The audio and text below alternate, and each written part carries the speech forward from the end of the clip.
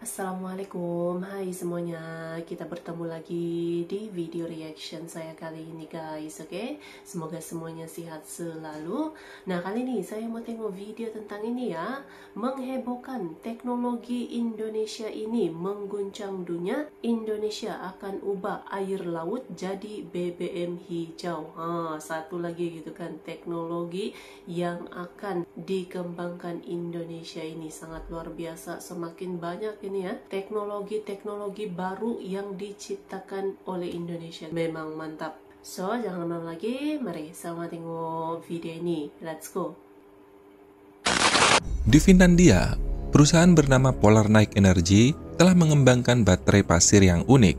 Baterai ini menggunakan pasir dan garam cair sebagai bahan penyimpanan energi panas.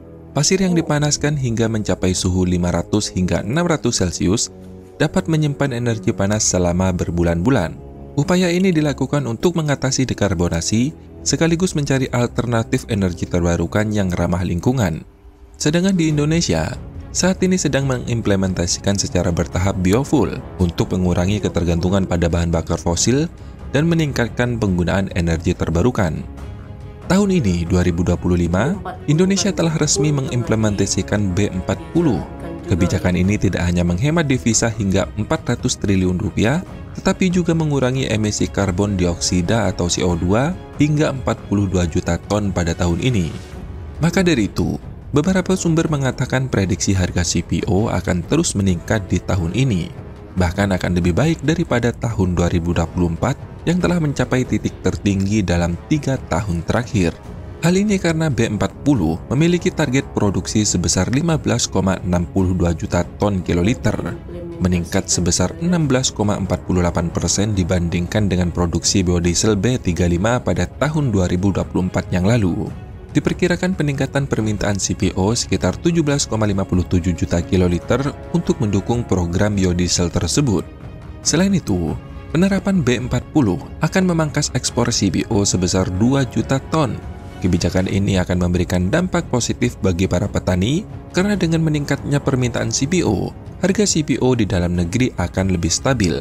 Namun sebaliknya terjadi pada para pengusaha, khususnya para eksportir, karena walau bagaimanapun, harga CPO di luar negeri lebih tinggi dibandingkan di Indonesia.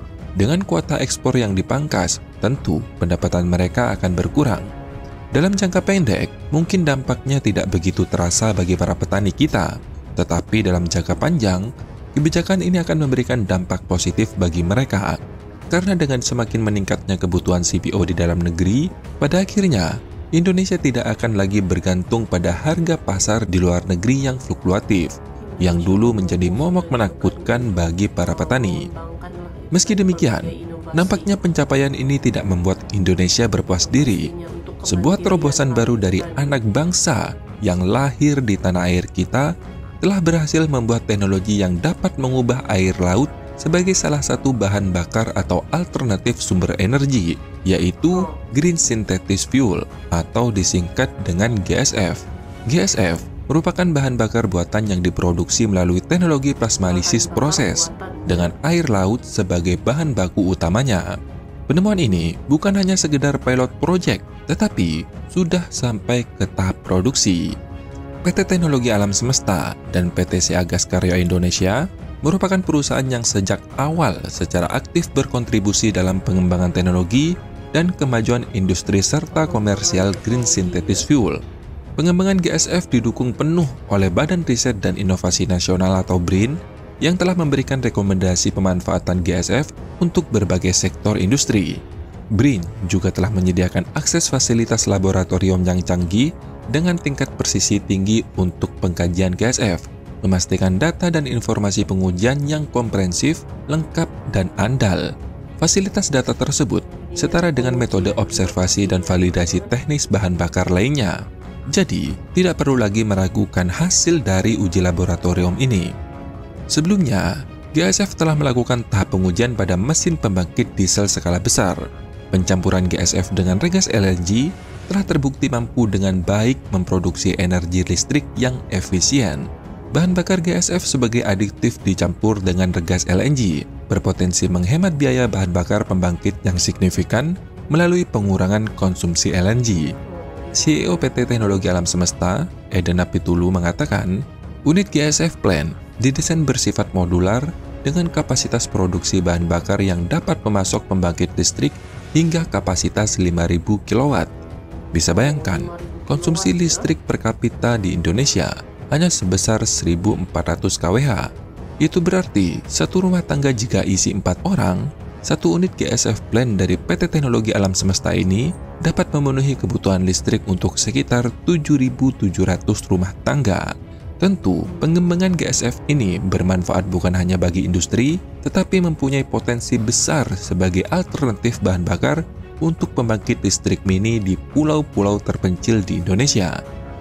Selain itu, pengujian GSF juga dilakukan pada 2 kendaraan roda 4, yaitu Toyota Avanza dan Mitsubishi Expander. Protes dilakukan keliling SCPD dan Jalan Sudirman, Jakarta.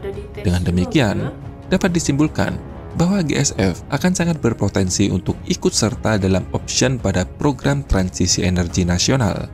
Mungkin sampai di sini ada pertanyaan, apakah GSF bisa langsung digunakan tanpa campuran LNG? Dan yang kedua, apakah GSF bisa diterapkan untuk bahan bakar mobil secara aman? Mengingat, GSF bahan bakunya dari air laut yang notabene mempunyai sifat korosi yang tinggi. Green Synthetic Fuel yang dihasilkan melalui proses plasmalisis memang membutuhkan air laut sebagai bahan baku utamanya. Namun dalam konteks penggunaan GSF tanpa LNG, GSF dapat digunakan secara independen sebagai bahan bakar alternatif untuk mesin pembangkit listrik. Sekali lagi, untuk mesin pembangkit listrik.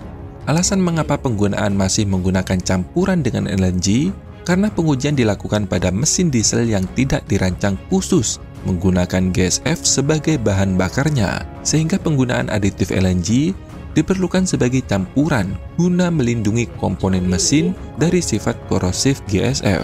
Itu berarti, dalam pengembangan lebih lanjut, jika mesin pembangkit listrik dirancang khusus untuk menggunakan GSF, maka GSF dapat digunakan secara independen tanpa perlu campuran LNG.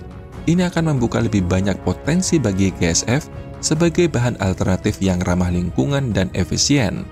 Tetapi kembali lagi, pengembangan dan adaptasi teknologi mesin pembangkit listrik untuk GSF memerlukan investasi dan penelitian lebih lanjut. Tetapi sekali lagi, inovasi ini memiliki potensi besar untuk masa depan energi hijau di Indonesia. Maka dari itu, semoga proyek ini dilirik oleh pemerintah, karena dukungan dari pemerintah itu sangat penting untuk kesuksesan proyek seperti Green Synthetic Fuel. Dengan dukungan yang kuat, proyek ini diharapkan dapat mendapatkan perhatian yang lebih luas, pendanaan yang memadai, dan regulasi yang mendukung untuk implementasi yang lebih luas. Selain itu, ini adalah kesempatan besar untuk membuktikan bahwa bangsa Indonesia juga bisa menjadi yang terdepan dalam hal teknologi. Jangan sampai ini bernasib seperti biomasa, yang sudah dikembangkan sejak 1960 oleh Profesor Subagio, tetapi baru direalisasikan pada tahun 2018. Seandainya kala itu biomasa segera diterapkan, mungkin semua BBM di Indonesia saat ini sudah menggunakan B100 dan tidak ada lagi langit yang berkabut di Jakarta seperti sekarang. Bagaimana menurut kalian? Apakah kalian setuju jika Green Synthetic Fuel mendapat dukungan secara langsung dari pemerintah demi kemakmuran dan kemajuan bangsa kita bersama, sekaligus menunjukkan bahwa bangsa kita bisa menjadi bangsa yang terdepan dalam hal teknologi? Silahkan tulis pendapat kalian di kolom komentar. Semoga informasi ini bermanfaat. Sampai jumpa di next video. Dadah! Jadi itulah dia gitu. Indonesia juga sebenarnya sangat mampu gitu ya untuk mengembangkan teknologi-teknologi yang canggih, teknologi yang baru gitu kan. Seperti halnya penemuan inilah gitu kan, air laut mau diubah menjadi BBM hijau ini ya. Jadi memang sangat mampu Indonesia dalam menciptakan teknologi-teknologi ataupun inovasi-inovasi yang baru ya. So, terima kasih banyak sebab kamu sudah menonton video ini. Jangan lupa macam biasa untuk support channel saya dengan subscribe, like video ini, dan jangan lupa untuk komen juga, oke? Terima kasih banyak dan kita jumpa lagi di video seterusnya. Assalamualaikum.